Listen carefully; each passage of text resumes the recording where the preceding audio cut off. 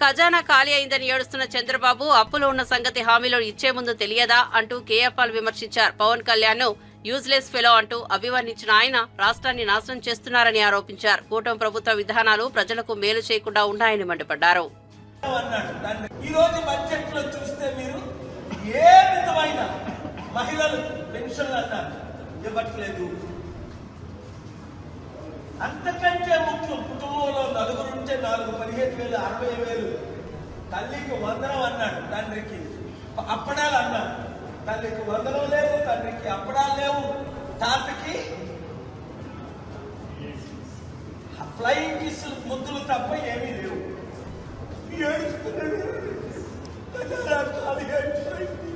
ఏ అప్పు నీకు తెలీదా? 10 లక్షల కోట్ల అప్పున్నది 13 లక్షల కోట్లని అప్పుల వాడేవే చంద్రబాబు నాయుడు. అప్పుడు నువ్వు ఇవన్నీ చేయలేవు, మనం కలిసి చేద్దాం అంటే నువ్వు చేతులు కలిపావా? మోదీతో కలిపావు. ఆ సిగ్గులేని పవన్ కళ్యాణ్ ఆడు యూజ్లెస్ ఫెలో, వాడు రాష్ట్రాన్ని సర్వనాశనం చేశాడు. అందుకే వాడు సోల్జర్స్ అందరూ వాడిని తిడుతున్నారు. ఈ రోజు ఆంధ్రప్రదేశ్ బడ్జెట్ మహిళలకు ఏముంది, నిరుద్యోగులకు ఏముంది, రైతులకు ఏముంది? ఇప్పుడంతా సర్వే చేస్తారట, వచ్చే సంవత్సరం తర్వాత ఏదో చేయడానికి ప్రయత్నిస్తారట. 2027 జమిలీ ఎలక్షన్స్ వచ్చే ముందు మరొక డ్రామా ఆడతారు. సృష్టికర్తను నేను సంపాదిస్తున్నాను, నాకు అనుభవం ఉంది, దేశంలో మోదీకి లేని అనుభవాన్ని చంద్రబాబు నాయుడు సృష్టిస్తా మీ అందరికీ పంచుతా అన్నాడు. ఇప్పుడు మీకు ఎవరైనా సృష్టించడం తెలిసే ఎలాగ డబ్బు క్రియేట్ చేయాలి? చెవులు చెప్పండి. మా అందరికి చెవులో పువ్వులు పెట్టి ఇప్పుడు నీ చెవులో మేము చెప్పాలా ఎలా? ప్రభుత్వం ప్రవేశపెట్టిన బడ్జెట్ ప్రజలను మోసం చేసే విధంగా ఉందని మాజీ ఎమ్మెల్యే అలజంగి జోగారావు విమర్శించారు. నిరుద్యోగులు, ఎస్సీ, ఎస్టీ, బీసీ వర్గాలు, మహిళలు, రైతులందరూ ఈ బడ్జెట్తో వంచితులయ్యారని పేర్కొన్నారు. సూపర్ 6 హామీలు అమలు చేయకుండా అరకొర కేటాయింపులతో చంద్రబాబు ప్రజలను మోసం చేశారని ఆరోపించారు.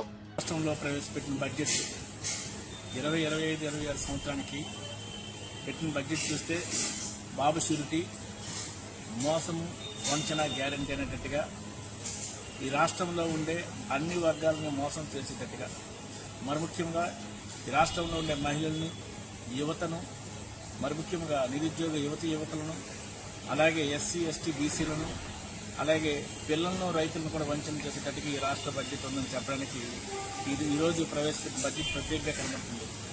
మరి ముఖ్యంగా ఈరోజు అన్ని పథకాలను రద్దు చేస్తామని చెప్తూ అన్నదాత సుఖీభవ మరియు తల్లికి వందన అనే పథకాల్లో కోతలు కూడా పెట్టడం మొదలెట్టారు. ఈరోజు 66 లక్షల పెన్షన్లను తగ్గిస్తూ 32,000 కోట్ల రూపాయలు కేటాయింపులు చేయాల్సి ఉండగా కేవలం 27,000 కోట్ల రూపాయలు మాత్రమే కేటాయించడం జరిగింది. అలాగే తల్లికి వందనం కానీ, అలాగే సుఖీభవ అన్నదాత సుఖీభవ అనే కార్యక్రమానికి కూడా సుమారుగా 10,700 కోట్ల రూపాయలు కావాల్సింది. ఈరోజు చంద్రబాబు నాయుడు బడ్జెట్లో సగం బడ్జెట్ కేటాయింపులు చేసి ఈ రాష్ట్రంలో ఉండే రైతాంగాన్ని, ఈ రాష్ట్రంలో ఉన్న మహిళల్ని, ఈ రాష్ట్రంలో ఉండే యువతని పూర్తి స్థాయిగా మోసం చేయడం జరిగింది. అంటే చంద్రబాబు నాయుడు ఈరోజు బడ్జెట్లో పెన్షన్ల కోసం 32,000 కోట్ల రూపాయలు కేటాయించవలసి ఉండగా కేవలం 27,000 కోట్ల రూపాయలు కేటాయిస్తున్నాడంటే దాని అర్థం కోతలు ఖచ్చితంగా ఉంటాయని చెప్పడమే. మరి ముఖ్యంగా ఈ రాష్ట్రంలో ఉండే నిరుద్యోగ యువతికి 3,000 రూపాయలు నెలకు ఇస్తామని చెప్పి సంవత్సరానికి ఏమో 36,000 రూపాయలు ఇస్తామని చెప్పిన వ్యక్తి ఈరోజు బడ్జెట్లో ఎక్కడ కూడా కేటాయింపులు పెట్టాయి. అదేవిధంగా 50 సంవత్సరాలు నిన్న బీసీలకేమో 4,000 చొప్పున 48,000 రూపాయలు సంవత్సరానికి ఇస్తామని చెప్పారు. అది కూడా ఎక్కడ కూడా కేటాయింపులు చెప్పలేదు. మరి ముఖ్యంగా 80 లక్షల మంది విద్యార్థులు ఉంటే వాళ్ళకి కేటాయింపుల కింద అసంపూర్తిగా చేయడం జరిగింది. ఈ రాష్ట్రంలో ఉండే అన్ని వర్గాలను మోసం చేసేటట్టుగా, మరి ముఖ్యంగా యువతని, ఎస్సీ, ఎస్టీ, బీసీలని, మరి ముఖ్యంగా రైతులను వంచన చేసి ఈ రాష్ట్రంలో ఉండే బడ్జెట్ ప్రవేశపెట్టడం జరిగింది. మరి ముఖ్యంగా చంద్రబాబు నాయుడు అంటేనే మోసం, చంద్రబాబు నాయుడు అంటేనే దగ.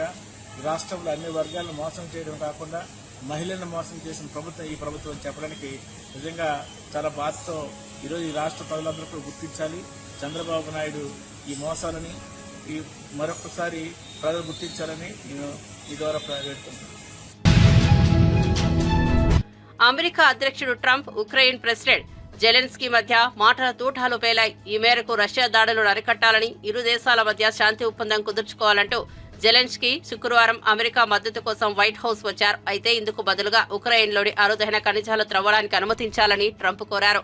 దానికి జెలెన్స్కీ అంగీకరించకపోవడంతో మాతో ఒప్పందం కుదుర్చుకుంటే మంచిది, లేదంటే మీ దారి మీరు చూసుకోండి ట్రంప్ అన్నారు. దీంతో భవిష్యత్తులో తమపై రష్యా దాడులకు పాల్పడితే రక్షణ కల్పించాలని జెలెన్స్కీ బలంగా అడిగారు. ఈ క్రమంలోనే ఆగ్రహానికి గురైన ట్రంప్ ఇన్నాళ్లుగా సాయపడుతూ వస్తున్న దేశంతో మాట్లాడే పద్ధతి ఇది కాదన్నారు. ఇది అవమానకరంగా ఉందంటూ జెలెన్స్కీపై మండిపడ్డారు. I'm talking about the kind of diplomacy that's going to end the destruction of your country. Yes, but if you are not strong... Mr. President, with respect, I think it's disrespectful for you to come into the Oval Office and try to litigate this in front of the American media. Right now, you guys are going around and forcing conscripts to the front lines because you have manpower problems. You should be thanking the President for trying to bring an end to this conflict. Have you ever been to Ukraine that you say what problems we have? I have been to. Come once. I've actually watched and seen the stories, and I know what happens is you bring people, you bring them on a propaganda tour, Mr. President. Do you disagree that you've had problems bringing people into your military? We have problems. And do you think that it's respectful to come to the Oval Office of the United States of America and attack the administration that is trying to prevent the destruction of your country? A lot of questions. Let's start from the beginning. Sure. First of all, during the war, everybody has problems, even you, but you have nice ocean and don't feel now, but you will feel it in the future. God bless. You don't know that. God bless. You don't God know bless. That. You Don't, will not you have gotta, a war. Don't tell us what we're going to feel. We're trying to solve a problem. Don't tell us what we're going to feel. I'm not telling you. Because I'm you're in no answering on this position to question. dictate that. That's Remember exactly this. what I'm not You're in dictating. no position to dictate what we're going to feel. We're going to feel very you will good. Feel influenced. We're going to feel very I'm good and very you, strong. You will feel influence. You're right now not in a very good position. You've allowed From yourself to be in a very bad position, and he happens to be right about From it. the very beginning of the war. You're not Mr. in a good Braha, position. You don't have the cards right now. With us, you start having not playing cards. cards. But right now, you I'm don't. very Yeah, you're playing serious, cards. Mr. President. You're I'm playing very cards. serious. You're gambling I'm the with the president lives in of war. millions of people. You think- You're gambling with World War What III. what do you You're think about? gambling with What do you World think War about? III. And You- what you're doing is very disrespectful to the country, this country. It's with back all to respect you. to your Far country. more than a lot of people said very they respect. should have. Have you said thank you once? A lot of Entire times. meeting? No, in this Even entire meeting, today. have you said thank Even you? today. You went to Pennsylvania and campaigned for the opposition in October. Offer some words of appreciation for What- the United what States are of you America speaking about? and the president who's trying to save your country. ఉత్తరాఖండ్లోని బద్రీనాథ్లో కురుస్తున్న భారీ హిమపాతం కారణంగా దామ్ హైవేపై మంచు చర్యలు విరిగిపడ్డాయి. ఈ ప్రమాదంలో 55 మంది చిక్కుకున్నట్లు సమాచారం. వీరంతా రహదారి నిర్మాణ పనుల్లో ఉన్న కార్మికులుగా భావిస్తున్నారు. సహాయ చర్యలు ముమ్మరంగా కొనసాగుతున్నాయి. అధికారులు పరిస్థితిని సమీక్షించున్నారు. మరిన్ని వివరాలు తెలియాల్సి ఉంది.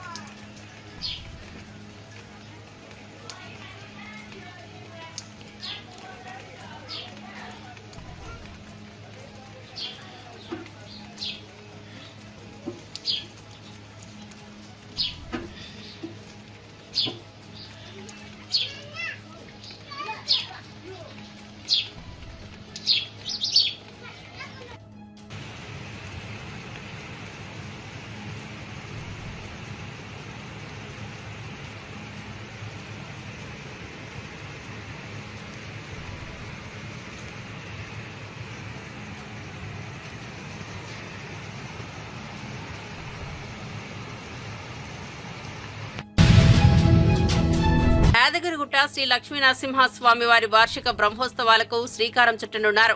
పాంచరాత్రగమ విధానాలతో 11 రోజుల పాటు వైభవంగా నిర్వహించేందుకు ఏర్పాట్లు చేస్తున్నారు. ప్రత్యేకంగా సాంస్కృతికోత్సవాలకు రూపకల్పన చేశామని ఆలయ ఈవో భాస్కర్రావు తెలిపారు.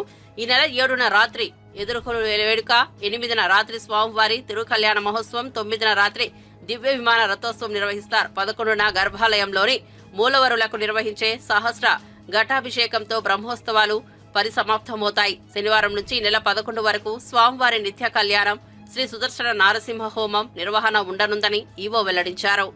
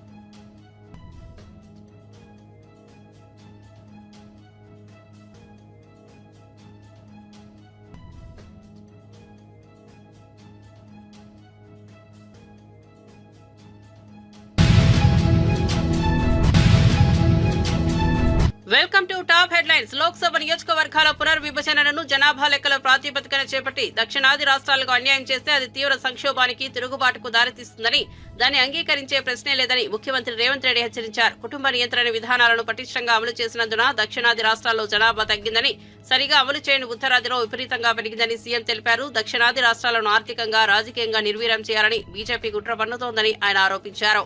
గాంధీభవన్ ఆవరణలో పీసీసీ మీడియా సమావేశాల్లో సీఎం మాట్లాడారు.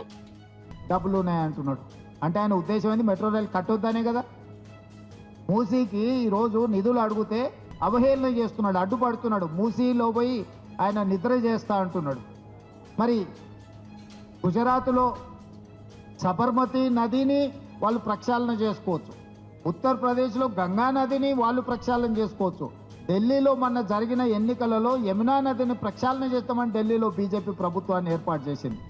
మరి గుజరాత్కు ఒక నీతి, ఉత్తరప్రదేశ్కు ఒక నీతి, ఢిల్లీకి ఒక నీతి, బీజేపీకి ఒక నీతి, తెలంగాణ రాష్ట్రము మూసీ నది ప్రక్షాళన చేసుకుంటాం అంటే మీరు సైంధవులాగా ఎందుకు అడ్డుపడుతున్నారని నేను కిషన్ రెడ్డిని అడుగుతున్నా.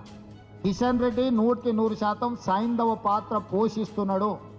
తెలంగాణ రాష్ట్రంలో తెలంగాణ ప్రభుత్వము ప్రజల సమస్యలు పరిష్కరించి మూసీని ప్రక్షాళన చేసిన, విశ్వనగరంగా మారబోయే హైదరాబాద్కు మెట్రో విస్తరించిన, రీజనల్ రింగ్ రోడ్, నేను ఈరోజు స్పష్టంగా చెప్తున్నా, నరేంద్ర మోడీ గారు Bharatiya Janata party national council మీటింగ్కు వచ్చినప్పుడు స్పష్టంగా మీకు 360 కిలోమీటర్ల రీజనల్ రింగ్ రోడ్ ఇచ్చిన అని ప్రకటించిన మాట వాస్తవం కాదా? ఈ రోజు వరకు రీజనల్ రింగ్ రోడ్డు కేబినెట్ ఆమోదమే పొందలేదు. నార్థన్ పార్ట్ టెండర్ పిలిచిన తేదీలు వాయిదాలు పడుకుంటూ పోతుంది, ఎందుకంటే దాని కేబినెట్ ఆమోదమే లేదు. కిషన్ రెడ్డి ఒక పక్కన మెట్రోకి నేనే కృషి చేసిన అంటాడు, రీజనల్ రింగ్ రోడ్కు నేనే కృషి చేసిన అంటున్నాడు. మరి నువ్వు కేంద్ర మంత్రిగా 6 సంవత్సరాలు దాటిపోయింది కిషన్ రెడ్డి గారు, ఎందుకు రీజనల్ రింగ్ రోడ్కు, మెట్రో రైలుకు కేంద్ర మంత్రివర్గ ఆమోదం, కేంద్ర మంత్రివర్గంలో ఎజెండాలోనే పెట్టడం లేదు. ఎజెండా పెట్టొద్దని సంబంధిత శాఖ మంత్రుల మీద ఒత్తిడి తెచ్చింది ఎవరు? ఈరోజు నేనే స్వయంగా కిషన్ రెడ్డి గారిని ఢిల్లీలో కలిసి నివేదికలు ఇచ్చి వచ్చిన ఈ అంశాల మీద. మా పొన్నం ప్రభాకర్ గారు పోయి హైదరాబాద్ ఇన్ఛార్జ్ మినిస్టర్గా కలిసి కిషన్ రెడ్డి గారు చెప్పొచ్చారు. రాష్ట్రంలో ఉన్న అధికారులందరినీ కిషన్ రెడ్డి గారి దగ్గరికి పంపించి పూర్తి వివరాలు కిషన్ రెడ్డి గారికి వివరించిన డిపిఆర్లతో పాటు డీటెయిల్ ప్రాజెక్ట్ రిపోర్ట్తో పాటు కిషన్ రెడ్డి గారికి ఇచ్చి మీరు నరేంద్ర మోడీ గారితో మాట్లాడి ఇవన్నీ మంత్రివర్గంలో పెట్టించండి అని. ఈరోజు మీరు 6 సంవత్సరాలు పైబడ్డది కేంద్ర మంత్రిగా, మీరు ఈ ప్రాంతానికి తీసుకొచ్చిన ఒక ప్రత్యేకమైన ప్రాజెక్ట్ ఏదో చెప్పండి కిషన్ రెడ్డి గారు. నోరేసుకొని మా మీద పడి మమ్మల్ని ఏదో బెదిరించినట్టుగా మాట్లాడుతూ ఇక్కడ బెదిరేటోళ్ళు ఎవరు లేరు కిషన్ రెడ్డి గారు. మీరు బెదిరిస్తే బెదరడానికి ఈడెవరు అంత ఉద్దరగా లేరు. నువ్వు తీసుకురా, నువ్వు మెట్రో రైలు తీసుకొస్తావా, మూసీ నది ప్రక్షాళనకు నిధులు తీసుకొస్తావా, రీజనల్ రింగ్ రోడ్డు తీసుకొస్తావా, సెమీ కండక్టర్ మన దగ్గరకు వస్తాను వాళ్ళని బెదిరించి గుజరాత్కు తీసుకెళ్ళారు. సెమీ కండక్టర్ పరిశ్రమకు సంబంధించి ఉత్తరప్రదేశ్కి ఇచ్చారు, అస్సాంకి ఇచ్చారు స్పెషల్ ఇన్సెంటివ్స్. తెలంగాణ రాష్ట్రానికి ఎందుకు ఇవ్వలేదని నేను అడుగుతున్నా. ఇవాళ ఏ విషయంలో కూడా కేంద్ర ప్రభుత్వం వైపు నుంచి మనకు సమగ్ర అభివృద్ధి ప్రజా సంక్షేమానికి భరోసా కల్పించేలా బడ్జెట్ ఉందని మంత్రి నాదెండ్ల మనోహర్ అన్నారు. మూలధన వ్యయం పెంపుతో భవిష్యత్తుకు బాటలు వేశారు. వసతుల కల్పన, పెట్టుబడుల ఆకర్షణకు అద్భుత అవకాశం. సూపర్ 6 పథకాల అమలు దిశగా కేటాయింపులు జరిగాయి. పంచాయతీరాజ్ శాఖకు భారీ కేటాయింపులతో పల్లెల్లో అభివృద్ధి పరుగులు పెడుతోందని పేర్కొన్నారు. రాష్ట్ర ప్రజల సర్వతోముఖాభివృద్ధి ధ్యేయంగా ప్రవేశపెట్టిన బడ్జెట్ ని స్వాగతిస్తున్నామని చెప్పారు. ఎన్డీఏ కూటమి ప్రభుత్వ బడ్జెట్ అన్ని వర్గాల ప్రజల వనరులను అందుకుంటోంది. మూలధన వ్యయం భారీగా పెంచడం వల్ల పెట్టుబడుల ఆకర్షణకు అవకాశం కలుగుతోందని పౌర సరఫరాల శాఖ మంత్రి నాదెండ్ల మనోహర్ వెల్లడించారు. ఆర్థిక పరిస్థితుల్ని బేరేజ్ వేసుకుని అనేక ఇబ్బందులకి గురైన మన ఆంధ్రప్రదేశ్కి గత పాలకులు ఏ విధంగా ఆర్థిక విధ్వంసాన్ని పాటించారో, ఎంత నష్టం కలిగించారో వీటన్నిటిని కూడా కూలంకుషంగా ఆలోచించుకుని చర్చించి లోతుగా అవగాహన వచ్చిన తర్వాత ఈ రోజున 3,22,359 కోట్ల రూపాయలతోటి బడ్జెట్ ప్రవేశపెట్టి ఆంధ్రప్రదేశ్ భవిష్యత్తు కోసం రాబోయే రోజుల్లో ఏ విధంగా ఒక మార్పు తీసుకురావాలనే ఒక చక్కటి సంకేతం పంపడానికి కోసం చేసిన ప్రయత్నాన్ని మనస్ఫూర్తిగా జనసేన పార్టీ నుంచి మేమందరం కూడా మా పార్టీ అధ్యక్షుడు పవన్ కళ్యాణ్ గారి ఆదేశాల మేరకు ఈ బడ్జెట్ని మనస్ఫూర్తిగా మేము సమర్థించుకుంటూ ప్రజల్లో తీసుకెళ్లాల్సిన బాధ్యత మా పైన ఉంది.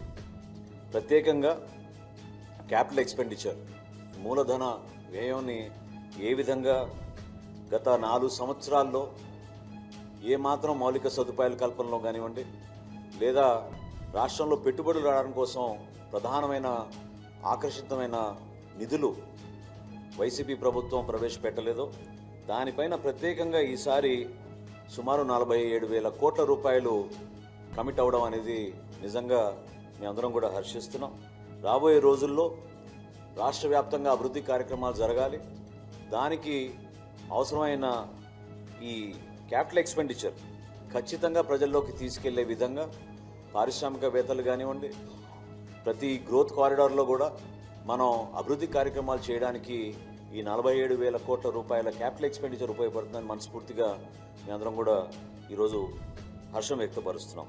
అదేవిధంగా సూపర్ 6 ఏదైతే ఎలక్షన్కి ముందు ఒక మేనిఫెస్టో రూపొందించి Telugu Desam party, Janasena party, Bharatiya Janata party కలిసి ప్రజల్లోకి తీసుకెళ్లామో ఆ సూపర్ 6 అమలయ్యే విధంగా ఈరోజు ఈ బడ్జెట్లో చేసిన కేటాయింపులు మనందరం కూడా మనస్ఫూర్తిగా అభినందించాలి. ప్రజలకి ఉపయోగపడే విధంగా ఎప్పుడూ పేదవాడు ఆ కుటుంబాన్ని ఆదుకోవడానికి కోసం ప్రవేశపెట్టిన ఈ పెన్షన్ల పథకం ఎంత ఖర్చైనా సరే ప్రతి కుటుంబానికి అందించాలనే ఆలోచనతో తీసుకొచ్చిన కార్యక్రమాన్ని ఈ సూపర్ 6లో భాగంగా ఈ బడ్జెట్లో కూడా దాన్ని పూర్తి స్థాయిలో కేటాయింపులు జరిగినాయి. అదేవిధంగా దీపం 2 పథకం ప్రతి కుటుంబానికి సంవత్సరానికి 3 గ్యాస్ సిలిండర్లు ఉచితంగా ఇచ్చే కార్యక్రమం గత దీపావళిలో ప్రారంభించాం. అది రాష్ట్ర వ్యాప్తంగా ఈ రోజుకి దాదాపు 94 లక్షల లబ్ధిదారులకి అందించడం జరిగింది. రాబోయే సంవత్సరంలో బడ్జెట్లో 2,600 కోట్ల రూపాయలు దానికోసం కేటాయించడం అనేది మనస్ఫూర్తిగా మేము ఆర్థిక మంత్రి గారిని, ప్రభుత్వాన్ని ఈ విధంగా. అఖిల భారత కాంగ్రెస్ కమిటీ తెలంగాణ రాష్ట్ర వ్యవహారాల ఇన్ఛార్జ్ మీనాక్షి నటరాజన్ తన తొలి సమావేశంలోనే పనిచేయని నాయకులకు పరోక్షంగా ఘాటు హెచ్చరికలు జారీ చేశారు. ఇన్ఛార్జిగా నియమితులయ్యాక ఆమె తొలిసారిగా హైదరాబాద్ కు విచ్చేశారు. కాచిగూడ రైల్వే స్టేషన్ కు చేరుకోగా పీసీసీ అధ్యక్షుడు మహేష్ కుమార్ గౌడ్, ప్రభుత్వ సలహాదారు హర్కర వేణుగోపాలరావు, రోహిన్ రెడ్డి తదితరులు స్వాగతం పలికారు. అనంతరం దిల్కుషా గెస్ట్ హౌస్ కు చేరుకోగా సీఎం రేవంత్ రెడ్డి, ఉప ముఖ్యమంత్రి బట్టి విక్రమార్క, మంత్రులు పొన్నం ప్రభాకర్, కొండా సురేఖ తదితరులు మర్యాద పూర్వకంగా కలిశారు. అనంతరం వారితో కలిసి గాంధీ భవన్ కు చేరుకున్న మీనాక్షి పీసీసీ విస్తృత స్థాయి సమావేశం నిర్వహించారు. ఈ సందర్భంగా మాట్లాడుతూ నాయకుల ఫ్లెక్సీలు, ఫోటోలు పెడితే ఎన్నికల్లో గెలవరని, నిరంతరం ప్రజల్లో ఉంటేనే గెలుస్తారని స్పష్టం చేశారు. और जिस तरह से जातिगत जनगणना के बारे में जो बहुत ही प्रसिद्ध सोशल साइंटिस्ट्स हैं वो भी मानते हैं कि पूरे देश का सबसे अच्छा जातिगत जनगणना तेलंगाना में हुआ है, उसका संदेश लेकर हमारे कार्यकर्ता जाएं, पार्टी और संगठन निर्माण का काम हम करें और संगठन और सरकार का समन्वयन हो सके, इसके बारे में हम सब लोगों की आज चर्चा हुई। और आने वाले समय में जो साल भर का कार्यक्रम संविधान के मूल्यों को लेकर गांव-गांव में जाने का, पदयात्रा करने का, बाबा साहब डॉक्टर भीमराव अंबेडकर जी का जो अपमान भारतीय जनता पार्टी के नेताओं ने, गृह मंत्री ने किया, उसका